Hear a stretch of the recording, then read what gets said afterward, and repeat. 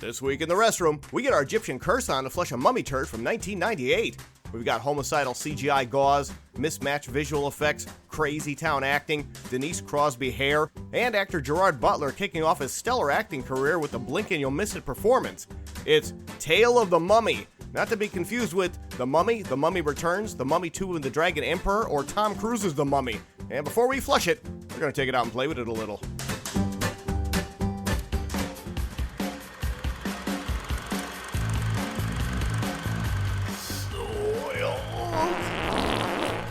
Restroom Cinema. We're here to flush it, so you don't have to see it. Greetings, everyone. I am Honor Knight, your head cinematic flusher, right here in the restroom. As always, I'm joined by my lovely co-cinematic flushers, Midwest movie mogul Colleen Griffin. Hey, hey, hey. And sassy cinephile Sarah Polton. Hi, biatch.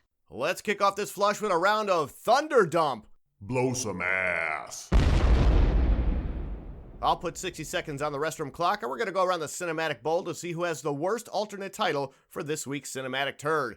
The loser will then get to read the RSS, that's Restroom Stall Stats, in a funny voice of my choosing. Here we go. Griff! The shit element. Pong! Look who's talking now again, sure. Oh, Jesus Christ. I had 3M for all your killer mummy wrapping needs. Griff! The Da Vinci Kofifi. All right. Pong! Walk like an Egyptian. Oh, that man, fucking lazy. I had Mummy Highlander.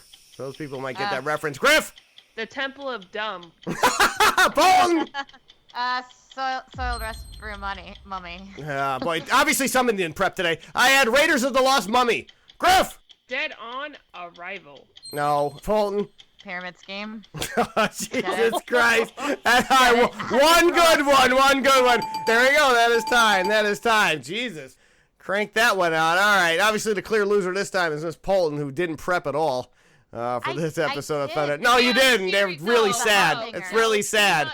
She did not prep, because sometimes these movies are so bad it kills brain cells. It killed something in Miss Polton. This one I actually liked, but I did Google what rhymes with mummy, and not much from doing that. It shows. It's apparently. All right, so Miss Polton is the clear loser this week of this round of Thunderdome. She's going to be reading the RSS Restroom Stall Stats in the voice of, it's very simple, a British voice. Have at it. Tale of a Mummy is a 1990 British-American horror film. Sure. Directed by Russell starring Jason Scott Lee, Jack Davenport, Louise Lombard, and Christopher Lee. Now, I may have had a little bit of rum in my tea, so I might be reading things a little strange. All right, love. The film received a theatrical wide release on February 13th, 1999. That's not Valentine's Day. The North American version is around 20 minutes shorter than the European version. What did they do for 20 minutes? I don't know. Have some tea and crumpets. Nicholas Sylvain of DVD Verdict derided the film, saying, while it had an interesting premise, some of the effects were merely bad, while others border on the ludicrous. He is also one of my favorite rappers. And that story has made no sense. On Rotten Tomatoes, The Tale of the Mummy has a rating of 17% based on 6 reviews, which, by the way, that means 6 people watched this film other than us. All right, there you go. Thank you, Miss Polton. Great job this time out. Yeah. Those are your stats. Hey, let's unwrap this turd, shall we? Hey-o! I haven't seen a mummy film this bad since Brendan Fraser got hair plugs. Man, like, Come on. I feel like that Brendan Fraser gift that everybody uses is better than most of the Mummy sequels. I was arguing with Griff before we started recording, and she was insisting this wasn't a mummy movie at all, and I kept saying, well, there is a mummy in it, kinda. No, there are parking garages and packing tape in this movie. Yeah, Mulcahy's famous for shooting in it. We'll talk about that. He's famous. The opening of Highlander takes place at a parking garage. I don't know why he keeps shooting in a parking garage, but it must be a real cheap location. A Carousel Picture Company. Here we go, round and round, with virtually the same Egyptian title credits we just saw in Catwoman. Why is this a trend? I didn't really realize this was a connection between the two. Did I pull up Catwoman again? Yeah. No, I'm pretty sure I had this Windows screensaver.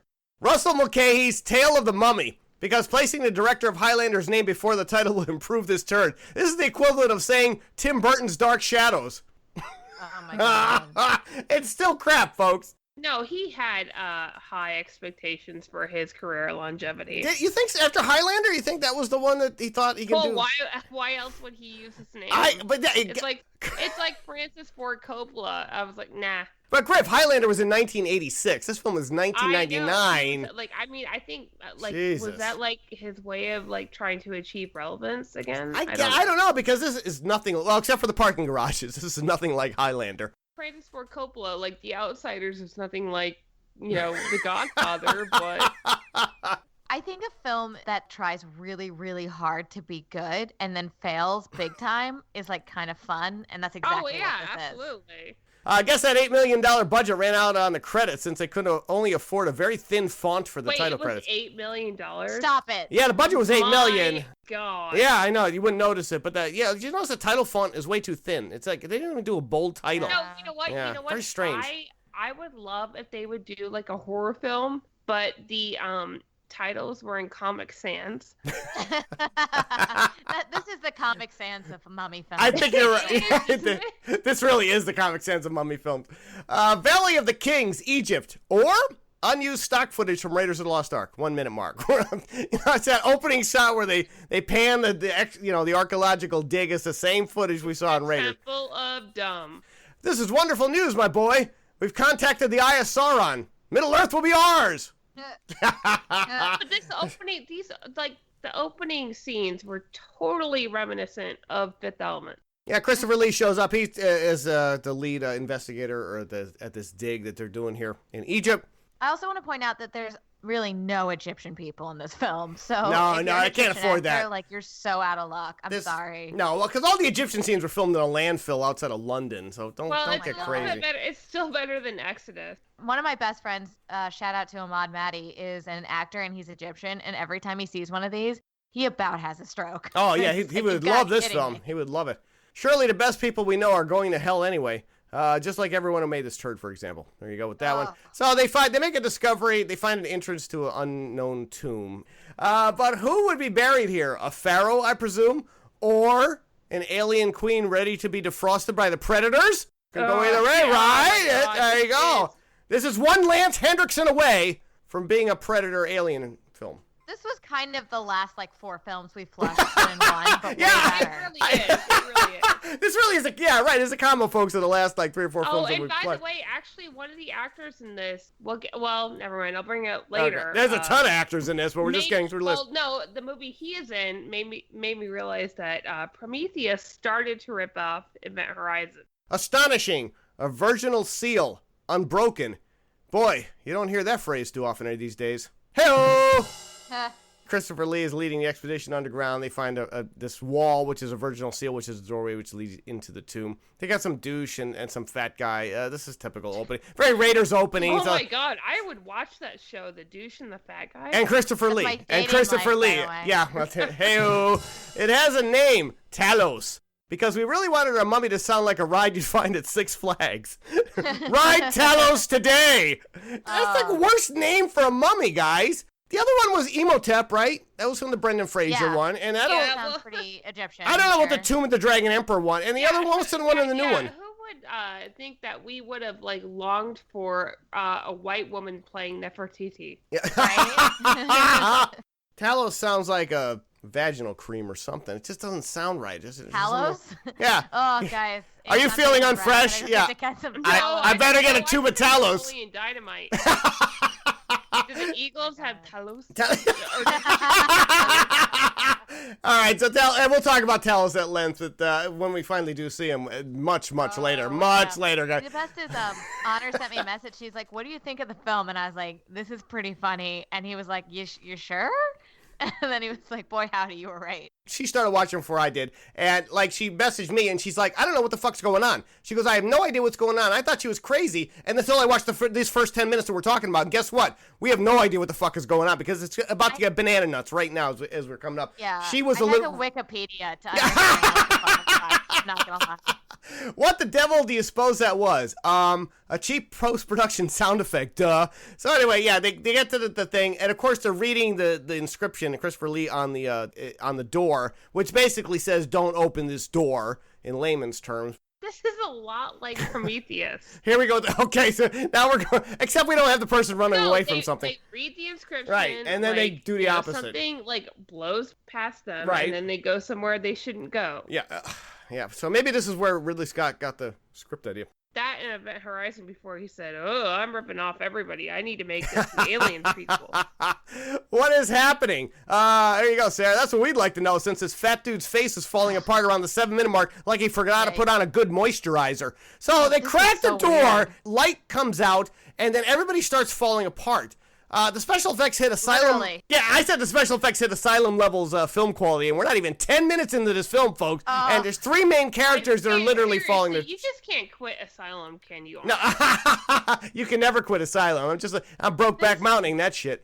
It just won't happen. Like, you see someone start to fall to the ground, cut to like someone just drops like a pottery plant, like a planter, and it just like smashes to bits. God forgive us. When the great Christopher Lee is breaking apart like a dried up doggy turd on an open highway, you know your film sucks. That poor guy, he's the last one to go, and he falls over. And the compositing was so bad, they didn't even match it correctly to his body, you know, because he broke apart in half.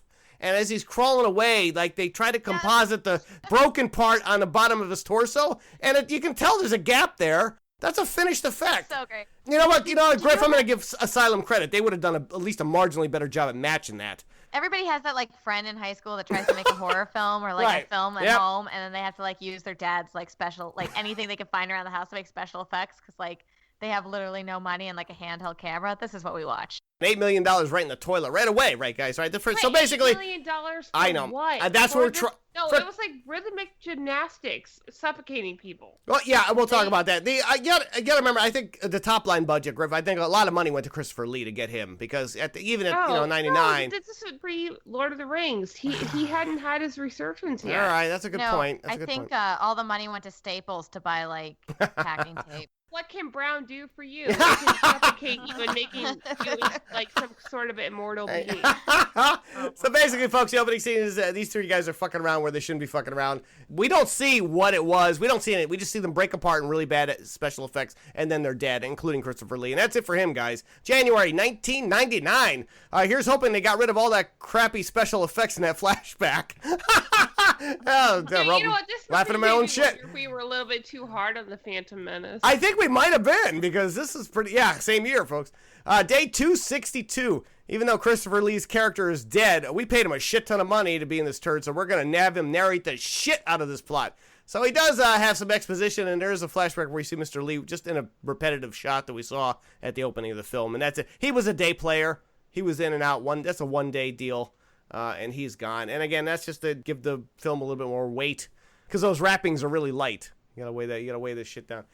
KV6 Expedition, or the next set over from the Tanis dig in the same location. We go from one set to another, folks, and it's the same landfill. This film was not shot in Egypt. I don't want to bust your bubble, 100% folks. No. Yeah, probably New Jersey. Okay, folks. I'm a young Gerard Butler, and even though you can't understand a word I'm saying because of my thick accent, I'm going to be starring in such great films as Rain of Fire, Timeline, P.S. I Love You, Gamer, Playing for Keeps, and Movie 43, 9-minute mark. Folks, movie 43 is so bad, Honor would not even agree to flush it. And what does that say about his career? That, I purposely said I was busy. I'm not watching that movie again. I've never seen it. Don't do it. I saw it in theaters. So now we're in 1999. We're at another dig in Egypt. We're at the same dig in Egypt, except it's modern day, and now we have a high-tech team of people who are going after the same tomb that was open. And it's I should mention at the end of that, Christopher Lee, in order to keep the evil from escaping, he manages, before he dies, he crumbles apart to hit his hand on a plunger, and that seals the tomb initially back in the day. So now they're uncovering it again in 1999, and Gerard Butler's one of the team members. It's a lamer version of the prologue to Fifth Element. You're right. This is a really dialed down version of Fifth. You're absolutely right. Which is why it's the shit element. It's just reinforcing her Thunderdome title. And you're right. I think you're right. Maybe the one for the night. This is Operation Control. Can you hear me? Not inside those lame E.T. hazmat suits, we can't. It's the suits from Arrival. And No, I said characters look like they're on their way to exterminate a house full of bedbugs, not to explore an ancient tomb. They are really fucking cheap looking. It's a very small area, and you can't be wearing those big, goofy-looking suits and expect to make any headway. Why is actor Michael Lerner decked out like Colonel Sanders? Now, he is coming off appearing in Godzilla. Can you explain to the kids who Michael Lerner is? Well, or Colonel Sanders, for that matter, because, yeah. No, they know who Colonel Sanders is. He's that sexy young guy who was in Mad Men. Michael Lerner, actually, we flushed him in a film called Godzilla, in case you guys remember that. He played the Roger Ebert character, or Mayor Ebert. I'm sorry, he was the Mayor Ebert. They were done, like I said, that film was 1998, this was 1999. They were obviously filmed around the same time because Michael Lerner basically has the same hair. He has the Roger Ebert hair, and all they did was add a goatee on his face. That's the only difference. He looks exactly the same in both films. And it's weird to look at a, high-budget piece of shit like Godzilla and a low-budget piece of shit like this film and realize it's the same actor with the same hair. And that has to do with the camera and filters and shit. But if you look real close, yeah, he still looks like Roger Ebert.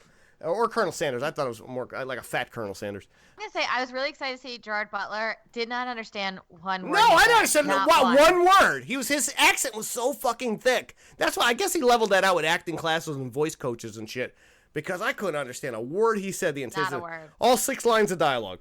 I mean, I don't feel like he said anything that I needed to know plot-wise. Nope, no you didn't. So that's good. I think it's appropriate if Turkle does it, not Urkel. Or Merkel. All right, we can run anything that rhymes with that. Bust through that tomb wall like the Kool-Aid Man around the 11-minute mark. Merkel's more relevant than Urkel these days. All right, we're gonna argue what's the funnier rhyme. I think Urkel's. I think Merkel these days. Guys, tweet at us. Yeah. You think what's funnier, Urkel or Merkel? Hopefully, a lot of our audience is too young to remember who Steve Urkel is. That's a good, hopefully. Yeah, we all know who Merkel is. We're through the seal. Is this a mummy film or a gangbang? Hey-oh! Oh, boy. Mummy films really turn me on. Is this really what... they turn you on, so gangbangs turn you on? That's unfortunately, there was no gangbang in this film, unfortunately. Burke, it's not worth it. Is Lombard talking about watching this film or that cheap headpiece of the Staff of Rob prop Butler is trying to get? Either way, she's accurate, as Miss Polton would say. So basically, they bust into the tomb, and it turns out to be a big hole where the sarcophagus is suspended in the middle of the room, like Prometheus, right, Griff? This is a little Prometheus-y. That's the biggest set in the film, and obviously it was probably a miniature. I shouldn't say it was an actual set because they couldn't afford that, but... That was like a Planet Hollywood that wasn't fully built yet. We're going to give Griffin with the win on that one. You're absolutely right. All the props weren't up on the wall. Kids, Planet Hollywood. Yeah. Was like this really cheesy. We still have it though. We still have it here. It was awesome. There's still one in Orlando. The Chicago one is a Pizzeria Uno now, which is amazing, but it's not Planet Hollywood. No, we got one here, and it's the same style that Miss Griffin was. It's a big round, cylindrical type building. So anyway, when they bust open the tomb, all hell breaks loose, and they start getting. One guy gets Sean Pertwee, and we're going to talk about him a lot in a minute. Starts getting flashbacks of what happened in the past in these bodies. Meanwhile, while that's breaking down, Gerard Butler sees the Staff of Ra headpiece hanging off one of the zombie, the mummified bodies, and he crawls out onto the wall to get it. And then throws it back from you. And then she's Louise Lombard. We're going to talk about her in a bit too. I've got it. Just come back slowly. Or die before the 15-minute mark in this turd. But don't worry, Gerard Butler fans. You're soon going to be seeing him in scream gems like The Ugly Truth, Law-Abiding Citizen, Gods of Egypt, and the upcoming Geostorm. There you go, 27. I know. A long list. So, you need to start flushing his films. Yeah. I would recommend Gods of Egypt, which is a horribly bad film. That's my nomination. Why? But I know. You don't want to do another... Which one? Exodus. All right, folks, if you want to see us do Exodus, let us know. We'll do it. It might be a two-parter. It might be a two-parter. It's a long movie. It is ridiculous. All right, maybe we'll do that first. Also, I have seen Gods of Egypt. Yeah, it's a great film. Flushable. It is super flushable. I saw it too. It's a hoot. It actually is kind of hilarious. Should we give Gerard Butler month? Polton, do a whole month. Dedicate a month to shitting on the Egyptian people. Well, we got two of them though. We got horrible movies. Yeah, the people should be offended are actual Egyptians. Do a month of whitewashing. Yeah, we should do that. Yeah, well, we may do that.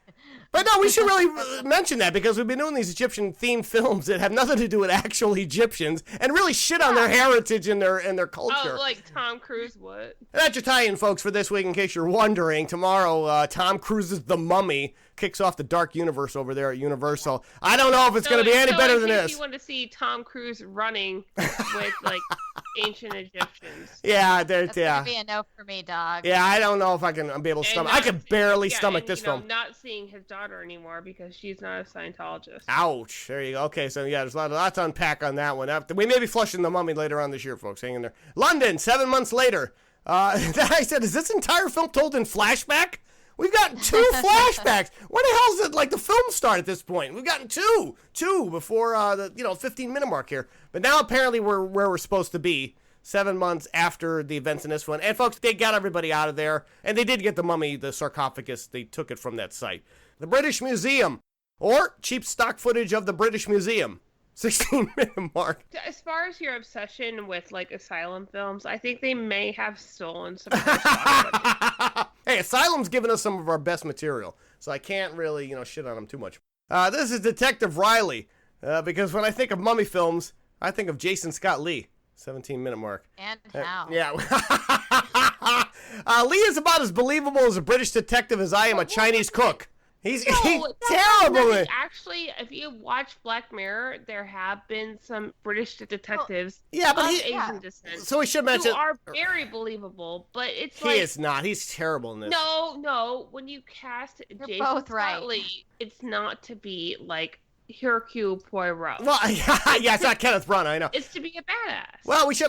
Jason Scott Lee starred in Bruce Lee, the Dragon, the Bruce Lee story, and he was very good in that because that's obviously kind of fits what who he is and what he does. Here, he's a fish out of water. Here, I don't know why they cast him because he can't deliver lines. He looks way out of place in this, and we'll talk about that as we come along. But anyway, there's a murder that happens that may have been at the hands of the we don't know yet, but it might be the non-mummy that we're talking about here. We're going to get to it. And so he's brought in to kind of check out this dead body. In case you were wondering what a bowl cut looks like, I'll give you Jason Scott Lee's hair in this turd. I guess the $8 million budget skipped over the makeup department. I'm trying to think of when his hair was, like, amazing. And Dragon the Bruce Lee story. I thought it looked good there. His hair was a Bruce Lee wig. Was it really? It just looks very, awkward and frumpy. Yeah, he doesn't look comfortable doing this role, and his hair, I guess they gave him a really, the cut's too short, I think, for his head, for the shape of his head. I don't know why I'm picking apart this big, but it really just stands out, because he's on camera, he doesn't look comfortable in this opening scene. He looks like a dork. Kind of, and he's not a dorky guy. No, he's not. He's a good-looking guy. He is a good-looking sexy man, and he looks kind of like a dork who's a little awkward. Yeah, he's always kind of hovering around in weird places. I don't know. Yeah, it's and he doesn't do any. There's no martial arts, folks. I'm letting that right out of the bag right now. Exactly. Like, none. Why? Well, why wouldn't they? I mean, why don't they use his skills? He does martial arts. Why wouldn't you have him like beating apart the mummy wrappings? Look, that is not the biggest problem. All right, I know. Let's face it. All right, so he's an investigator. We're gonna get a lot of Jason Scott Lee hanging there, right up to the end, unfortunately. Please believe the truth. It's like having like The Rock in the movie and not having him like make a line where he would wink at the camera. Right. So and they put him in like weird frumpy clothes and like have a bowl cut on him. actually, I would watch that. So as folks, there's murders happening throughout London, and he's called in to investigate. Louise Lombard. And we're going to mention her. She's coming up right now. Please believe the truth. The truth being, they actually used fax machines back in 1998. 19-minute mark on that, folks. They still use fax machines. That's crazy. So anyway, she's home, and I said Louise Lombard is the Denise Crosby of this turd. Now, did she not look like Denise Crosby circa Star Trek: The Next Generation first season? Or is that, am I dating myself? You guys even know who the hell Denise Crosby? Maybe I'm... Oh, shit. See, that's my whole joke for the rest of the show with her. So, folks, for you nerds who know Star Trek: The Next Generation, she looks exactly like Denise Crosby. She's got the same haircut, I should say. They cropped her hair so short in this film, and she's also, about 85 pounds. That was in the 90s. Oh, well, yeah, so was her outfit. But what is she, a scientist or archaeologist? She wouldn't even look like that as a person. Is that really that? Well, but she looks like a model, dude, like an Abercrombie. I know, but that's what everybody. Okay. Oh, by the way, models can still be like smart people too. Louise Lombard is one of the team members that was fighting with Gerard Butler before he got killed in the opening sequence, and she's a scientist. I don't even know what the hell she does. Anyway, she gets effects because the other team member, Sean Pertwee, and we're going to talk about him in a bit, has gone bug nuts through London, and he's convinced that Talos is going to come back in a mortal form right now, like, because the planets are going to align. There's a lot to unpack here, folks. Believe me, we're going to chunk through this overcomplicated plot. Anyway, she gets a fax machine that he sent her saying, please believe the truth, and it has some dumb shit on it. Don't worry about it. So we have two victims who were apparently killed by poorly composited CGI mummy wrappings, although I can't be sure since I was hysterically laughing and couldn't see through my own tears. 23-minute mark. So let's unpack this. The mummy is loose, but it's not the mummy you're thinking of, folks. It's just a bunch of flypaper. Yeah. There's killer flypaper. And then there's line that they're investigating. Oh my God, attack of the killer flypaper. Let's back up. First of all, why are the mummy wrappings ripping apart floors and walls? I didn't even think they could do that. But I'm going to let that go. And this woman gets killed and pulled through a vent.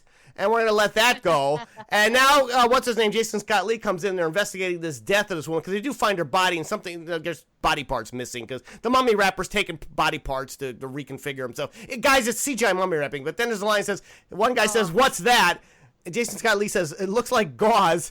And that's what I said. Who thought a killer roll of gauze was a good idea for a mummy film? The wrappings look like they were blown off of a landfill. And it's also inconsistent. The CGI gauze looks completely different from the practical gauze. It's like the CGI gauze is very bright and white, and the practical looks like somebody wiped their ass with it and then threw it back down on the fucking floor. Guys, I don't understand how even this got approved.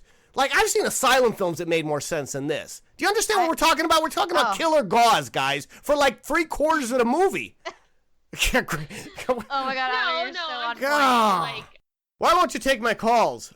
Because you look like a whacked-out Jehovah's Witness with your head shaved and Egyptian tats that look like they were applied inside a prison holding cell at the 24-minute mark. Guys, in case you were wondering what Gotham's Alfred Pennyworth did before that show, I give you Sean Pertwee sporting his best David Leisure airplane look here. This guy is, I will give him credit, he is 100% in this film. 100% in the wrong direction, as usual, but definitely he gives it. That guy is out of control in this movie. He's the only one that was acting. He was the only one that was there. He was on set. Everybody else phoned it in. This guy was there the entire time. This guy actually shaved his head to do this, dude. He looked like a complete idiot. But yeah, if you guys watch Gotham, this is the guy who plays Alfred Pennyworth on Gotham. So there's another time. Yeah. No, this is the guy who was also, I pointed out, the pilot in Event Horizon. Oh, is he? Oh, there's another time. Very interesting. I know this guy? Did he go crazy in that film, Event Horizon 2, or did he just get killed? I don't remember it's been so long since I've seen it. Well, he was the voice of reason. Oh, okay. In both movies. Oh, yeah. So anyway, he plays. He's seemingly whacked out, but he's been affected by what's happened with the mummy guy being released. And believe me, he'll get cognizant just enough to have an expeditional dump on us. He was performing like he's gonna win an Oscar. Like, he was 10 out of 10. He was. You're right. He was 100%. I'm gonna give it because he really kept the movie going when the rest of it was just boring. Like I know Griffin was saying it was boring. At least he's doing something. Nobody else is doing anything in this film, and we do appreciate that, I guess. So good job, Sean. We should have had him as a guest. Well, the thing is, like, he's the only one that, like, besides the obvious people, like, I wanted to look up. I was like, where do I know him from? Because he was that interesting. No, seriously, he was interesting enough for me to figure out where I knew him from. I need to take a leak first, not me. Foster's. It's the preferred beer of British gay nightclubs. 26-minute mark. Now we switch it. God, this is my favorite. Yeah, I know. It's the next line coming up. I gotta set this up. We should say that the mummy wrappings, the duct tape, the flypaper, whatever you want to call this bullshit, like sticky ace bandages or something. So yeah, true. 3M should have sponsored this film. But anyway, it's instead of just going for the core people that were at the dig to begin with, it's just going around London getting rando people, seemingly rando people, and they, apartment complex, and there's a subway thing coming up. But right now we're in a gay nightclub, and there's just this random dude who's finishing off his Fosters and goes take a leak. By the way, was this not totally like Blade? where it was totally like the hardcore pounding, like, fuck yeah. Yeah. So, I mean, this movie was peak late 90s. Yeah, exactly. And that was a serious gay club, dude. Those guys are hanging off the poles and shit. That's a little too heavy even, yeah. This is when they wanted to, like, capitalize on the train spotting. I guess so. That's definitely not an Anthony Deinar club. I don't really see him hanging out. I knew you were going to bring him up. Hey, we love you, Anthony. When your mummy wrappers crawl out of a paper towel dispenser and drag a gay dude into a toilet without breaking it, you know, you know you've officially entered. When he went down the toilet. I know. Welcome to the Soil Restroom Cinema, folks. 27-minute mark. He goes to the sink. He pees. He goes to the sink. Puts his hands into the water. No soap. Just his dirty pee hands all over his face. We do that all the time. And then he goes to like wipe his face on the fucking towel, dirty, nasty thing. Ew. Boom, toilet, done. Flush, out of here. Well, wait a second. The wrappers come out of the dispenser and they wrap around. Now, also, those mummy wrappers guys are going to be way more believable if you flail around like they're hurting you. He was just like spinning around with that shit on him and yelling, and it's like, that's basically because the director's like, keep moving, keep moving. So anyway, yeah, then he gets pulled into a stall and then sucked on a toilet intact. I don't think that's physically possible. Like his whole body got sucked down, and then it was just like his face. And then the blood exploded, right? The CGI blood. McGregor scene, like, it train spotting. Train spotting 1.5 right before the sequel came out. This was a train. It doesn't, like, this really is the scene, folks. And that's why I set it out at the 27-minute mark. If you don't believe us, please just get watch the film and go right to that. We're not kidding. That's exactly how it goes down. And it happened so fast, you're like, did I just see what I just saw? Like, why would the mummy take him down the toilet? Like, there's logical questions we can start asking here. First of all, how did he get in the... No, you know what would be interesting if we had a mummy movie where the mummy had a sense of humor and just wanted to fuck with people. That would be amazing. I don't know, man. Oh, God, guys. So that's basically what's been happening, and we'll keep moving. Detective, this couldn't be a coincidence, nor can that plastic bag blowing across the screen around the 32-minute mark. I thought that was a little weird. That's when the detective runs into Louise Lombard. Now, they're supposed to have chemistry, folks, Jason Scott Lee and Louise Lombard. They don't. We're going to talk about that in a little bit, but this is the start of like them meeting, because he needs her to decipher some stuff he found on Sean Pertwee's computer in his room. Because they find out that Pertwee might be responsible for the murders. He's not. Obviously, it's this mummy wrappings we've been talking about. So they go to his apartment. Of course, it's always like, I love when they do crazy people apartments, like when in films.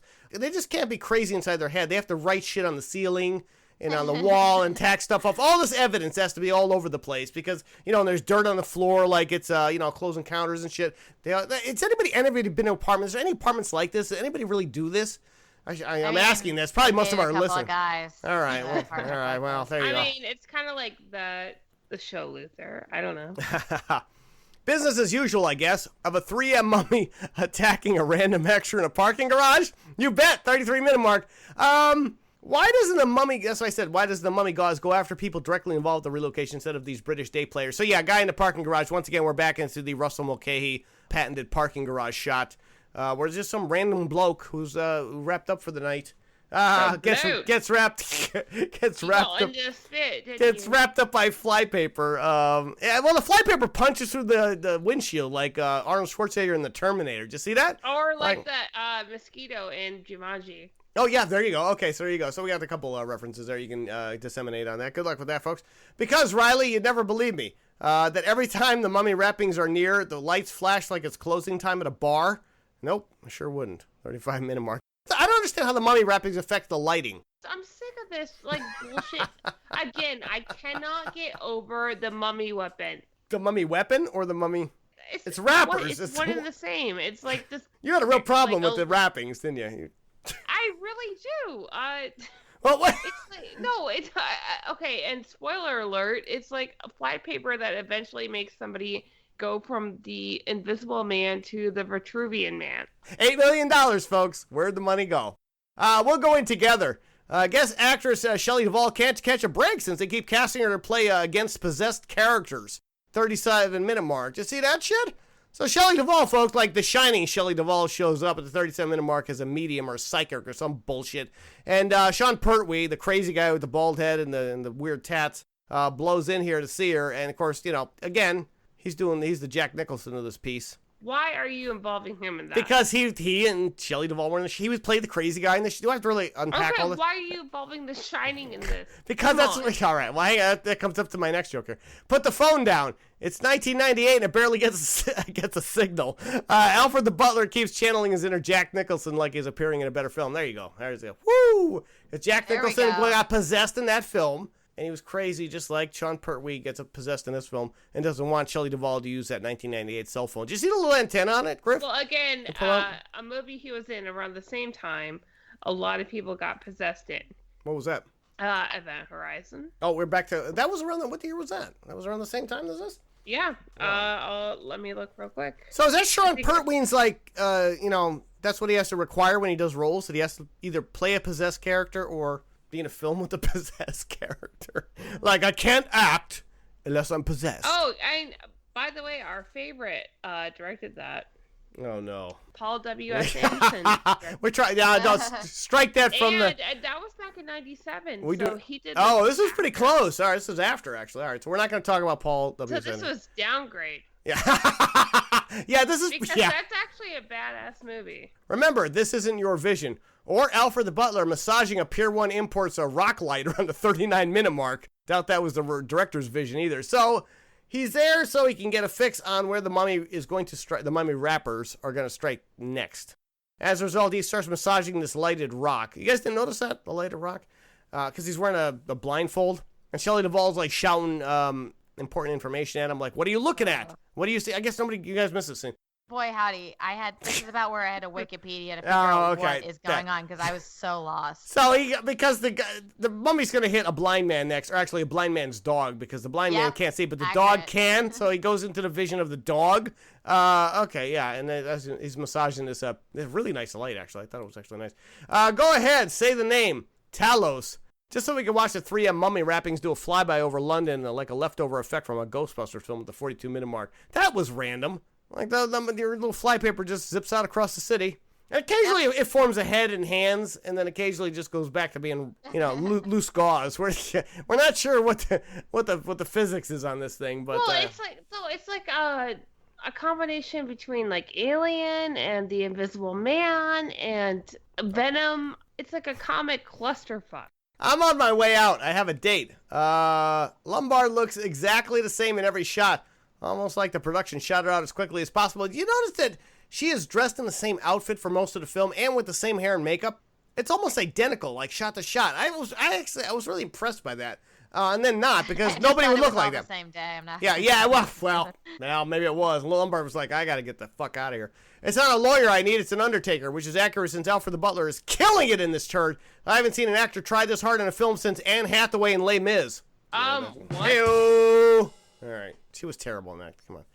C. Your mystery starts around 3,000 years ago. Okay. Cue the unnecessary flashback, folks, around the 49-minute mark, which looks like a National Geographic documentary reenactment scene. Ho-ho! Oh, my God. The part of Talos was played by some emo dude named Enzo, which makes sense since they both go by one name. I don't know if you guys checked the credits. The guy with the guy liner without the shirt on. Yeah, he was super emo, and so he must be a London model or something. I didn't go that far that deep into the credits to figure out who the fuck this guy was. But they do this whole flashback scene. Do you have to see how this Talos guy became evil? And he was given a raw deal, basically, and had all his parts ripped out of his body and separated by his wife, right? Yeah, so figure that. Yeah, so it gets... That sucks. Shit, it started. A fully formed mummy finally makes an appearance around the 53-minute mark in a film that only runs 88 minutes. Well done. Who thought wrapping up a wrestler in foam latex was a good idea? So we do get to finally see the mummy. Yes. for a hot minute, and that's what he looks like. It's just latex costume, and then a big dude. like a really big dude. His head. Yeah. No, again, it looks like one of the engineers from Prometheus. That's at the very end. We'll talk about. Right now, he's just wrapped up in the latex, the wrappings. Well, I know. Yeah. It's You're right. It's an engineer. Yeah, maybe this is where Ridley Scott got Prometheus from, Griff. I think you might be honest. That's what I'm saying. Like, I he think realized you're right. He was ripping it off, and then he was like, "Oh shit." Yeah. So, hey, you know what I'm gonna do? Make it into an Alien prequel. Because Scott probably thought nobody saw this film. They're never gonna flush this movie. Ha ha! Did you notice that in the first scene, the mummy's like mouth was like fused shut, and he's like talking, but like its mouth isn't moving. And in the second scene, someone's kind of like cut a hole open. It's like he's kind of like marm, like that's so he can breathe, Sarah. They realized they didn't put any air holes in that costume. Like this movie would be awesome if they like had like dubbing, like a comedic dubbing over it. Oh my gosh, should MST3K it? Yeah. Look, cuckoo fucking banana nuts. Oh yeah. Oh no, he does. Yeah. We're not kidding, also, folks. He doesn't have a penis. I was looking. Anybody was wondering, no mummy dick. He's got to go. Yeah, I guess because he hasn't picked it up yet. He's assembling all his body parts. He didn't pick up the dick yet. Correct. Yeah, it's a joke. Humor me? I guess we're gonna have to, since Lombard and Lee have absolutely no chemistry together, yet end up kissing around the 56-minute mark anyway. Was anybody creeped out by that? That was really gross. Yeah, exactly. We should mention Louise Lombard has this Stafford Raw headpiece hanging around her neck for most of her running time. And for some reason, she decides to give it to, I don't know, this guy she just met, really, the cop, Jason Scott Lee, for no reason. Like, I guess she thought she was going to, like, you know, but in giving away the headpiece, it throws away the protection from her onto him. So then she becomes vulnerable, which is what's going to happen in this next sequence. There's something out there. Lombard has no problem outrunning those mummy wrappings around the 58-minute mark when everyone else has been killed almost instantly. Sure. Anybody figure that one out? I haven't figured this movie out at all. At this point, I'm shitting myself laughing. Like, nobody cared about this movie when they were making it. It looks like it. There's a lot of sloppiness. Well, there's a lot, and that's mostly in the FX world. That's being quite generous.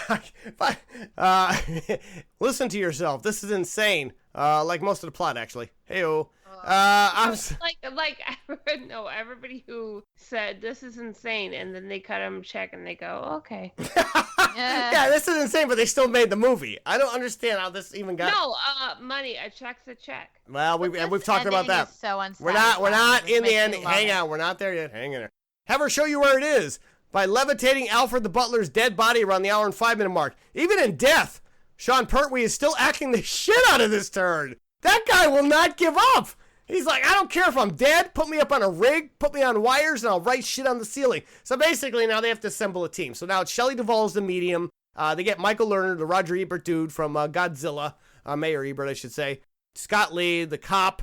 And then that other nurse chick who keeps turning up. I didn't even know who. She looked like Louise Lombard, so I always got them confused. She does have a shower scene, but guess what? No nudity. They couldn't even do that. Anyway, she turns up. So this is the team. They have to. Yeah, then they steal Sean Pertwee's body to use him to get information to find out what happened to the abducted Denise Crosby, Louise Lombard character. She does get abducted by the mummy. She doesn't get killed, folks. She gets abducted. And just flies away, right? Because I guess mummy wrappings can do that. I thought that was interesting. Sure. Yeah. Okay. The rules make no sense. No one explains them to us, and they're not consistent. If there were any, who knows? Where is she? Currently swinging around on some S&M equipment, we think. Lombard looks like she accidentally stepped onto the set of a Saw sequel.